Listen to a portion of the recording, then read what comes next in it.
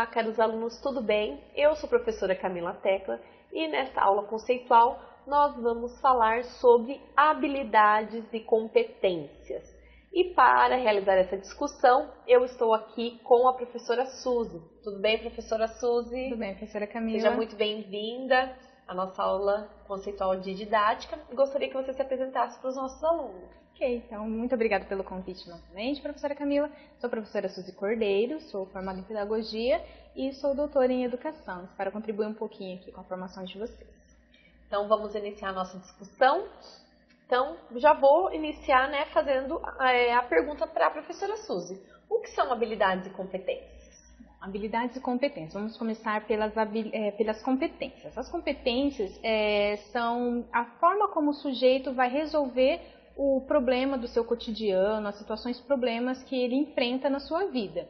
Então, como que ele vai fazer isso? Qual é a competência que ele tem para isso? E quando a gente fala em termos acadêmicos, a gente fala muitas vezes na competência teórica, em termos teóricos. E é o que nos dá a base para termos competências e, assim, resolver problemas.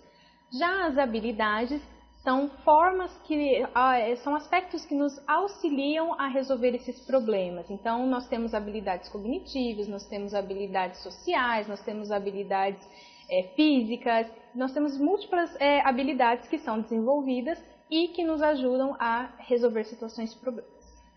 Então, vamos nos aprofundar um pouquinho mais, então.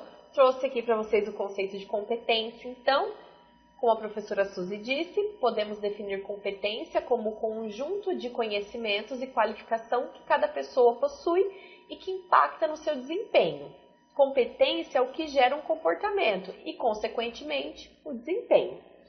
Então, quais em termos práticos, então, quais seriam as competências? Eu trouxe aqui para vocês, então, alguns termos que vão ilustrar em termos práticos o que seria competência.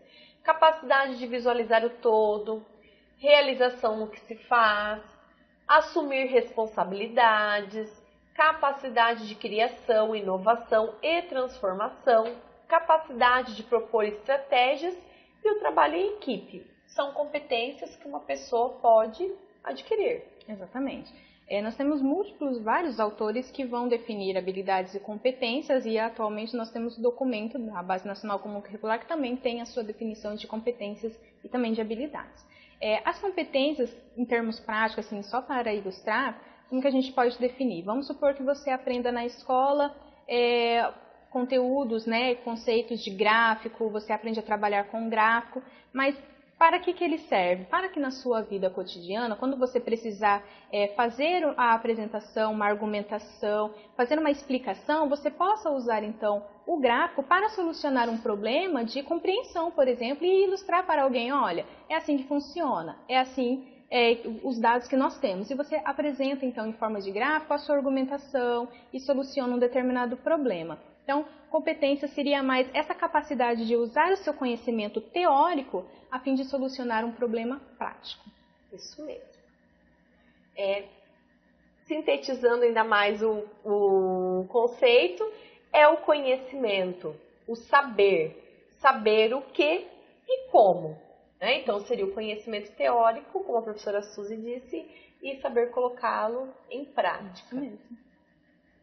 E habilidade? Também trouxe para vocês o conceito de habilidade. Então, podemos definir habilidade como saber fazer, colocar em prática o que aprendeu, ou seja, os conhecimentos. Então, como a professora Suzy também já disse, as competências seriam os conhecimentos teóricos, as habilidades seriam a aplicação prática, então, desse conhecimento, o saber fazer aquilo que se conheceu. Isso, então, seguindo só para ilustrar novamente, dentro daquilo que nós falamos dos gráficos, ok, então eu posso usar o gráfico, esse conhecimento de gráficos, esse conhecimento matemático que eu tenho para realizar uma determinada situação, problema, mas a habilidade de confeccionar o gráfico, de mostrar, porque há várias formas de eu mostrar esse gráfico, de eu elaborar esse gráfico. Então, eu tenho a habilidade de desenho, eu tenho a habilidade manual, então eu posso construir algo prático, para montar um gráfico concreto. Então, essas são habilidades que eu vou adquirindo para mostrar, solucionar esses problemas de forma prática. Isso mesmo.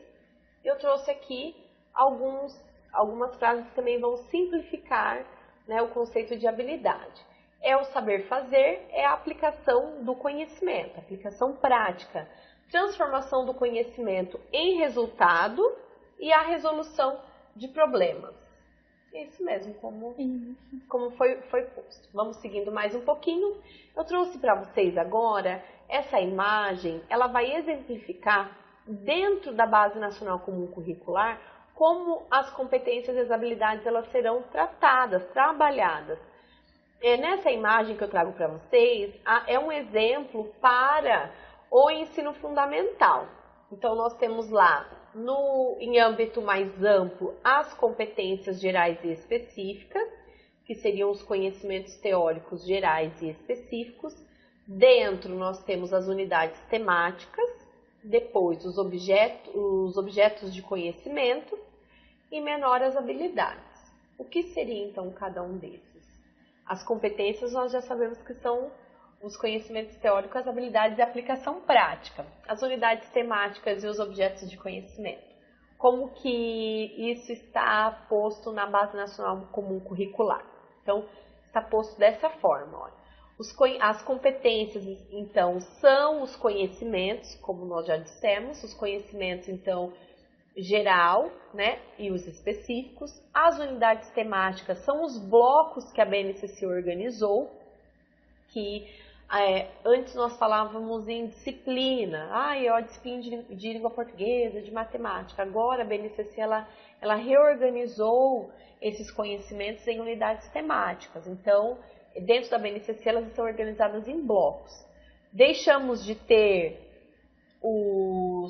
as disciplinas? Não, elas estão diluídas dentro desses blocos.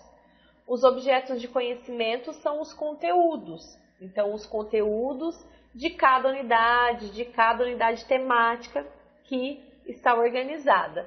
E as habilidades, que são as aplicações práticas, então, deste conhecimento.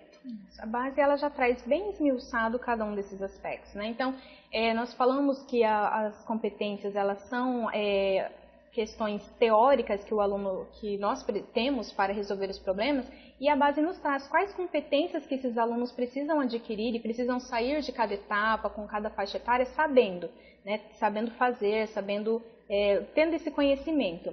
E isso vai acontecer dentro, então, do que antes era chamado de disciplina e agora é chamado de unidade temática, né? E daí nós temos a ciência, as linguagens, nós temos as ciências naturais, nós temos as ciências humanas, então essas são as unidades temáticas. E dentro dessas unidades temáticas, então, nós temos os conteúdos de português, de matemática, de história, de geografia, todos aqueles que todos nós já passamos, mas com uma outra nomenclatura, uma outra forma de organização.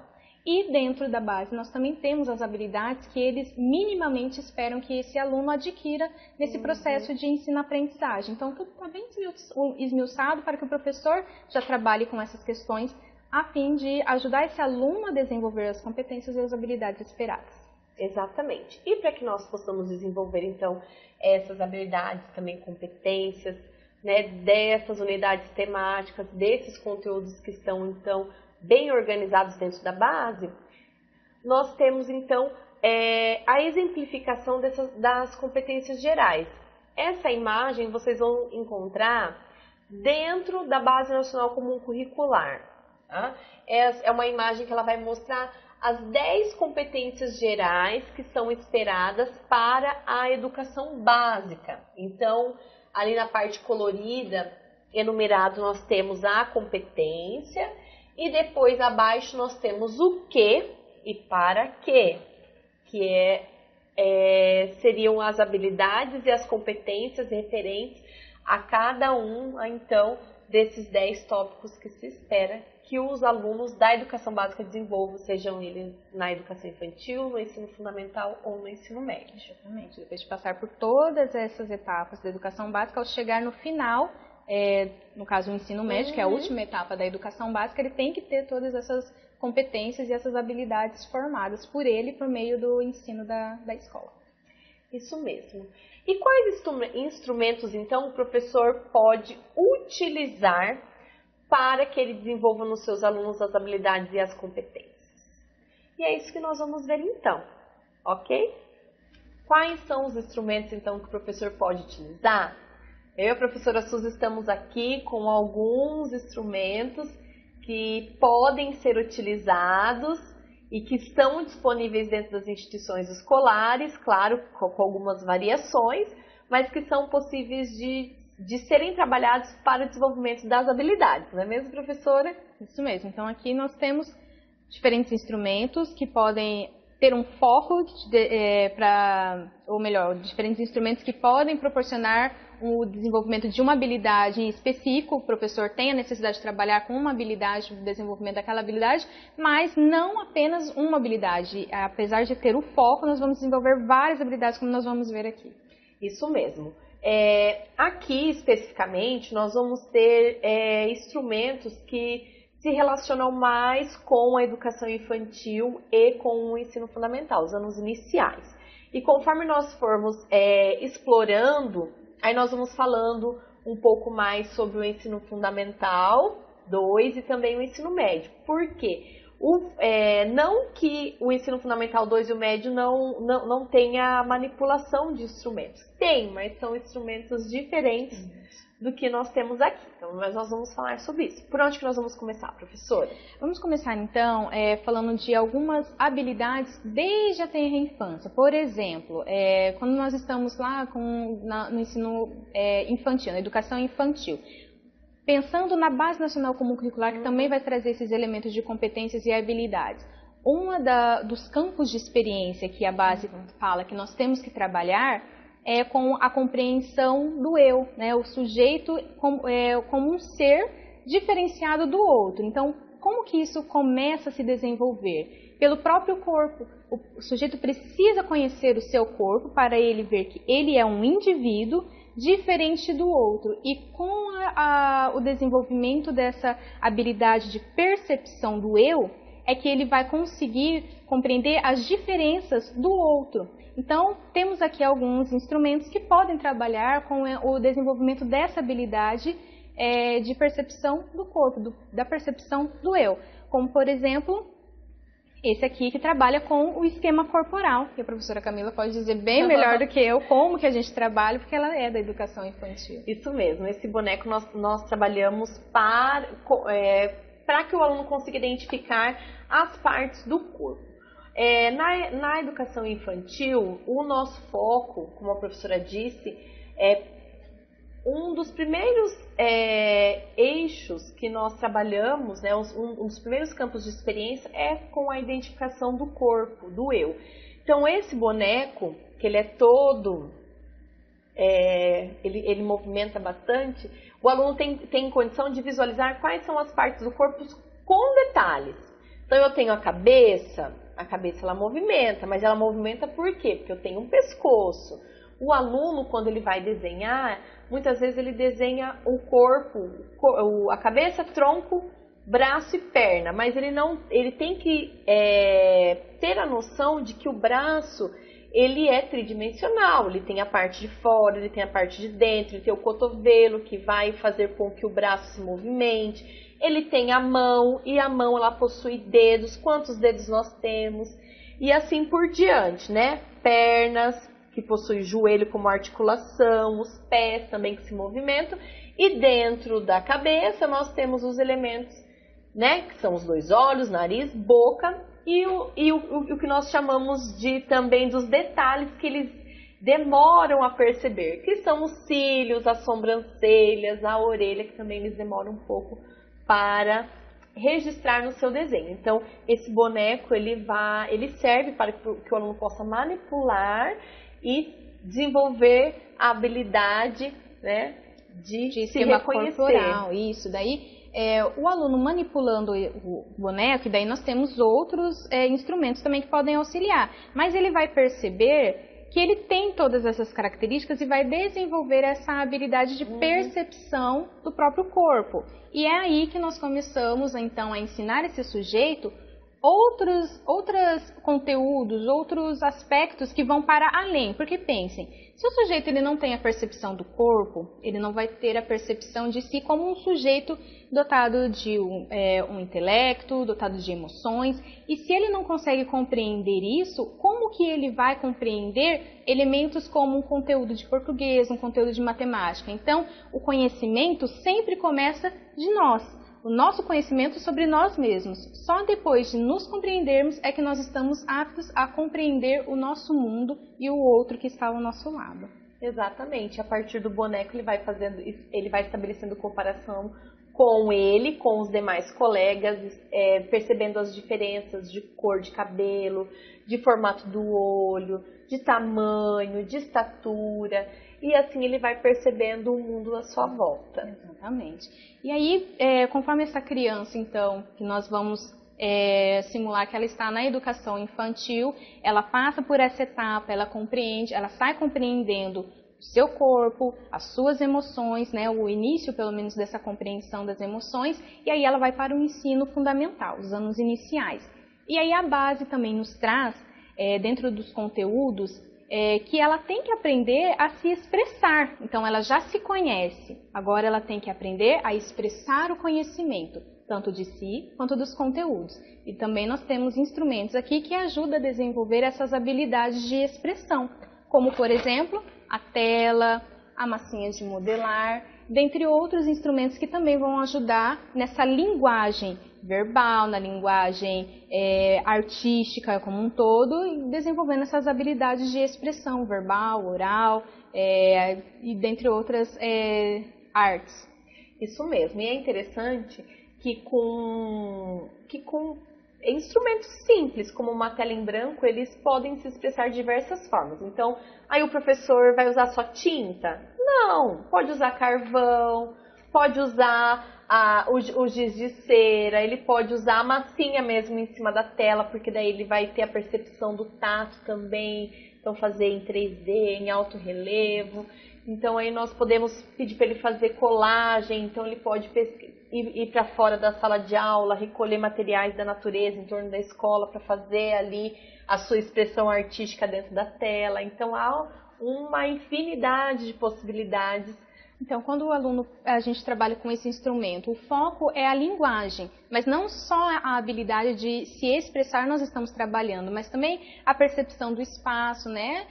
Porque ele vai ter que trabalhar com essa limitação de espaço, ou se ainda o professor foca mais, não, vocês têm que desenhar só no centro. Então, há várias habilidades que estão sendo trabalhadas aqui. Expressão, linguagem, percepção espacial e assim com todos os instrumentos, como nós veremos. Isso mesmo, é importante destacar que quando se trata expressão, né, a gente tem que dar liberdade para que o aluno se expresse sem modelos pré-estabelecidos, né? Exatamente. Claro que há momentos que nós vamos fazer uma releitura, né, uma reprodução, mas momentos específicos, mas nós temos que deixar com que o aluno dê asas à sua imaginação e que ele possa se expressar, né, de acordo com as suas vivências também. Exatamente. E na massinha de modelar ainda que nós utilizamos, também expressando, né, desenvolvendo essa habilidade de expressão, mas nós também temos o desenvolvimento da coordenação motora, coordenação motora grossa, coordenação motora fina, e assim as cores também nós podemos trabalhar, se forem crianças das séries ali do primeiro ano, do segundo ano, nós podemos trabalhar com as cores, as formas, né? Então há várias habilidades ali que a gente pode ajudar essa criança a desenvolver por meio só dos instrumentos, sem falar do conteúdo que está sendo passado. Exatamente. E a massinha, é interessante colocar que a gente trabalha a pressão. Quando o aluno amassa, ele está fazendo a pressão, ele está trabalhando com a musculatura da mão. E por mais que seja um movimento que a gente fala assim, nossa, mas é um movimento tão simples, mas essa pressão que ele faz, que ele trabalha com os dedos e que ele faz com a mão, ela é importante quando ele vai fazer o movimento de pinça, que ele faz a pressão com a massinha. E quando ele faz a pressão do lápis para a escrita, isso é muito importante.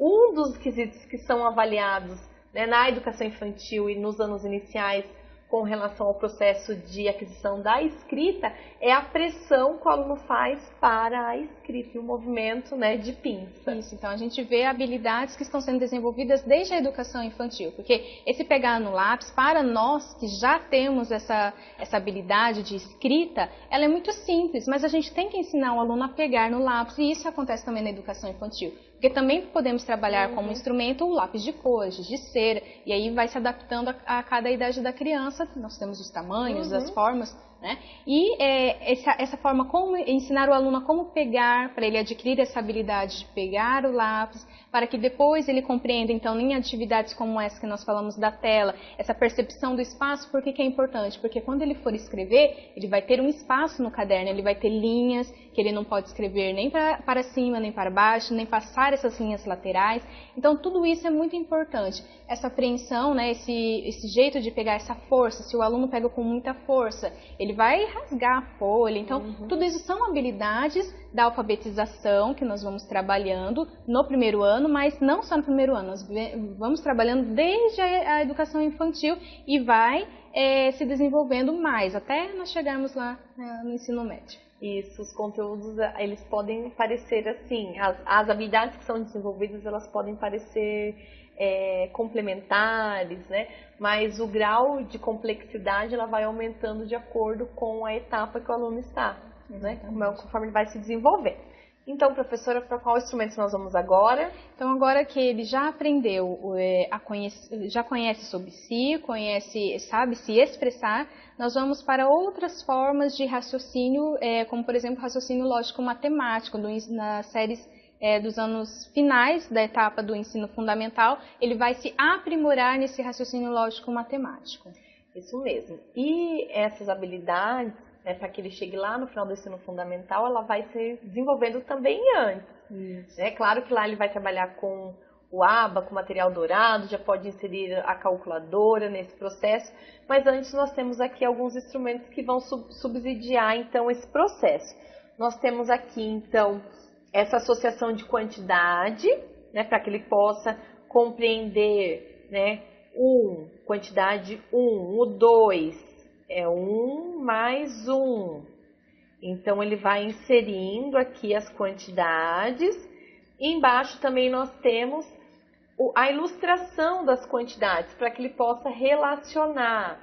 Então, nós temos aí a relação, daí tanto numérica, né, para que ele possa construir a escrita do número. Aqui nas fichas nós temos a escrita do número, né, e também para que ele possa relacionar com a construção concreta desse número. E também nós temos este outro que é de raciocínio lógico. Na educação infantil os alunos adoram, mas eles demoram um tempo estimado para resolver, porque parece muito simples fazer o encaixe das peças. Vou tirar aqui só a primeira fileira para que nós possamos compreender. Então, nós temos peças variadas e nós vamos fazer um encaixe. Então, para nós é muito simples. Nós sabemos que a primeira peça ela tem que ser, né, colocada para baixo. Depois eu coloco o encaixe dela. Isso. Depois eu coloco mais uma. Pode ir falando, professora. Isso. E por que para nós é mais fácil? Porque nós já temos esse raciocínio lógico-matemático. É lógico que aqui eu tenho que ter uma base. Essa peça ela não pode ser oca aqui para eu colocar ela, não é? Então, para nós isso é lógico, é matemático, né? Mas uma criança de educação infantil ela ainda vai não encaixar tem. Assim, exato. Ó. Ela vai encaixar assim, aí ela encaixa uma e depois ela acaba colocando assim. Isso, por quê? Porque ela ainda não tem esse entendimento. Daí o professor vai entrar com a mediação e falar, olha, mas sobrou um espaço aqui, agora, o que nós temos que fazer? Então nós vamos retirar. E assim, a criança, por meio da mediação do professor, ela vai compreendendo como que esse encaixe vai se dar. Demora um pouquinho, ela faz várias tentativas, mais eles conseguem. Exatamente. A criança vai conseguir fazer resolver, né, esse problema desse jogo aqui, lá pelo segundo ano do ensino fundamental, que é onde ele já tem uma construção um pouco mais concreta dos conteúdos matemáticos. E aqui não são só números quando a gente fala em matemática, né? Mas é todo esse raciocínio lógico-matemático que a criança vai desenvolvendo desde a educação infantil até o ensino fundamental. E quando chega no ensino fundamental, nas séries finais, ele já tem que saber que ele já tem que conseguir ter algumas habilidades para além desta, em que ele vai ter que analisar, ele vai ter que fazer cálculos mais complexos, mas tudo isso tem uma base nessas questões mais simples, para nós simples e para a criança. Nós temos esse outro que é de sequência lógica mesmo, é sobre o trânsito, com o tema trânsito. Então, dentro nós temos várias figuras, e o aluno ele vai então retirar essas figuras, ele vai fazer a análise.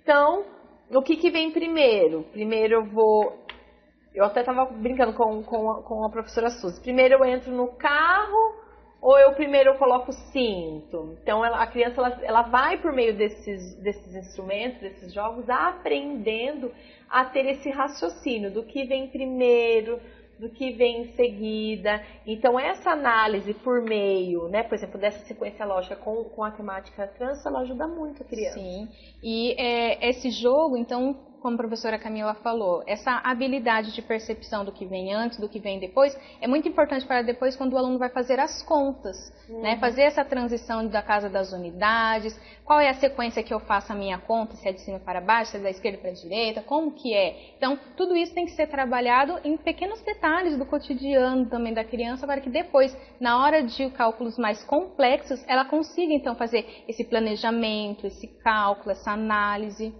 Isso mesmo. E aí nós chegamos no ensino médio. Isso. No ensino médio, nós vamos trabalhar com questões mais abstratas. Enquanto nós estamos lá na educação infantil e no ensino fundamental com todos esses materiais concretos, que é porque a criança ainda não tem essa habilidade de abstração, ela vai trabalhando, vai se desenvolvendo. Quando chega no ensino médio, nós já temos ali, com a adolescência, nós já temos essa capacidade de abstração.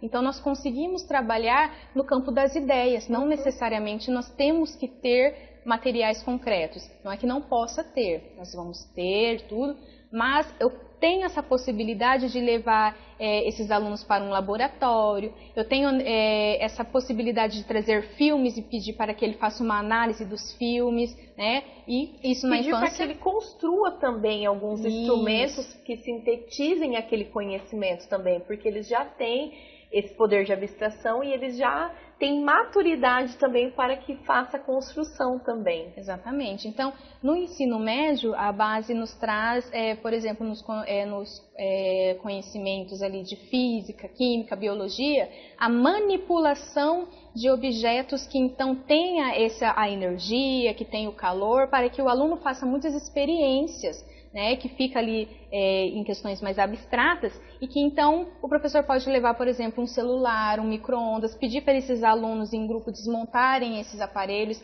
analisarem as peças e com isso introduzir os conteúdos de física. No campo da biologia, por que eu tenho que fazer o descarte correto desses aparelhos? Porque eles têm determinadas questões químicas ali que são prejudiciais à saúde do ser humano, então preciso fazer esse descarte correto. Como que eu faço? Trabalhar os termos da biologia, questões biológicas ali, mas se tudo isso não for trabalhado previamente, desde a educação infantil, como por exemplo, se o sujeito não conhece a si, como que ele vai entender a importância de fazer o descarte correto lá no ensino médio, se ele não tem a compreensão de si, não conhece a si, não sabe como que outros aspectos podem afetar o outro, não é? Então, tudo isso são habilidades que vão sendo trabalhadas ao longo da vida e na educação básica.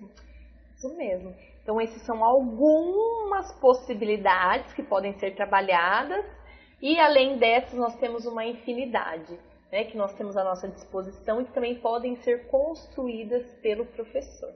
E são vários, são livros, filmes, documentários, materiais concretos, materiais coisas abstratas, né, ideias que podem ser discutidas. Então, é uma infinidade que nós temos aí. Eu agradeço mais uma vez, professora Suzy, muito obrigada. Eu que agradeço o convite. E nós ficamos por aqui então com essa aula e eu espero vocês na próxima. Até lá!